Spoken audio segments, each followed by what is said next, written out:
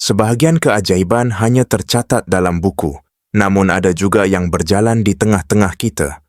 Muhammad Qasim adalah salah satu contoh hidup di mana transformasi yang sedang berlaku padanya membuktikan keupayaan ilahi yang tiada batas. Tanpa sebarang alat pembedahan atau preskripsi perubatan, beliau sedang mengalami perubahan yang tidak dapat dijelaskan oleh sains moden. Ini membangkitkan satu hakikat penting.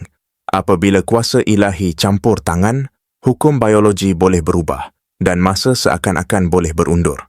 Transformasi fizikal beliau bukan sekadar satu keanehan perubatan, tetapi membawa satu mesej rohani kepada seluruh manusia bahawa campur tangan ilahi masih berlaku dan masih boleh dicapai.